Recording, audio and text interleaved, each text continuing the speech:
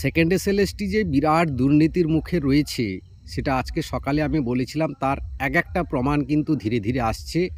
এরপরে দেখবেন বহু প্রমাণ আসবে, এবং যার জন্য কাট অফটা এতটা হাই গেছে, যারা আমার কাট অফ নিয়ে অনেকেই আমাকে হয়তো গালাগালি করছেন, কিন্তু মানে এক্সপেক্টেড কাট অফ এটাই যাওয়া উচিত ছিল, সেটা যায়নি। তার বহু কারণ রয়েছে এর পেছনে।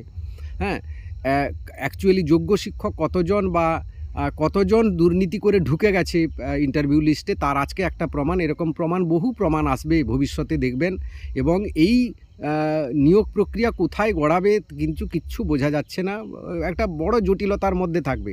আজকে ফিরদৌস শামীমের হাতে যে প্রমাণ এসছে সেটা আপনারা শুনুন, শুনলে বুঝতে পারবেন। আর ভিডিওটাকে লাইক করবেন, চ্যানেলে নতুন হলে চ্যানেলটাকে সাবস্ক্রাইব করে নেবেন। শুনে নিন, দিলে প্রমাণটা এরকম বহু প্রমাণ পাবেন। আজকের একটা প্রমাণ দিচ্ছি, শুনে নিন। এই যে নতুন লিস্ট বেরিয়েছে, ইন্টারভিউ লিস্ট, একজন ভদ্রমহিলা তিনি অত্যন্ত কাঁপা কাঁপা গলায় ফোন করলেন এবং ফোন করে তিনি যা তথ্য দিলেন সে সাংঘাতিক। তিনি বললেন যে আমি একজন ব্যক্তির নাম করে বললেন আমি অমুকের স্ত্রী, তো সেই তার নাম এই নতুন ইন্টারভিউ লিস্টে আছে, কিন্তু সে অ্যাকচুয়ালি টেন্টেড ক্যান্ডিডেট এবং তার সমস্ত তথ্য আগের লিস্টে, টেন্টেড লিস্টে তার নাম, বর্তমান ইন্টারভিউ লিস্টে তার নাম, উভয়ই দিয়ে দিলেন। আমি জিজ্ঞাসা করলাম আপনি স্ত্রী হয়ে আমাকে এই তথ্য দিচ্ছেন কেন? বললো দেখুন আমাদের সেপারেশনের মামলা চলছে এবং যেহেতু টেন্টেড ক্যান্ডিডেট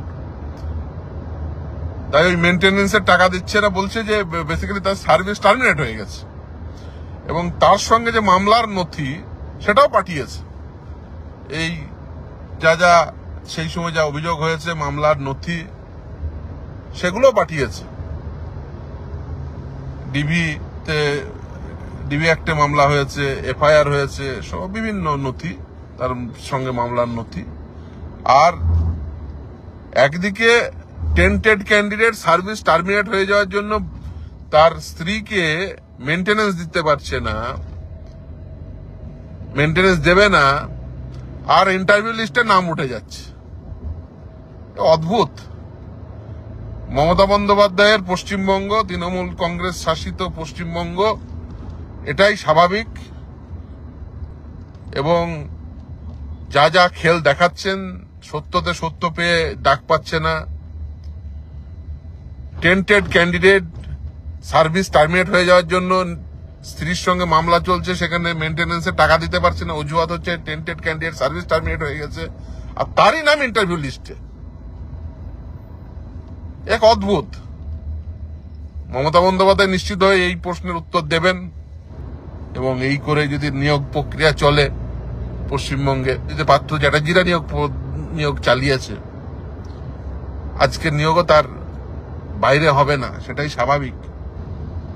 আপনারা কতদিন সহ্য করবেন এই বেকাররা, সেটা আপনারাই ডিসাইড করুন যে পশ্চিমবঙ্গে এই দুর্নীতিপূর্ণ নিয়োগকে কতদিন আপনারা সহ্য করে নেবেন।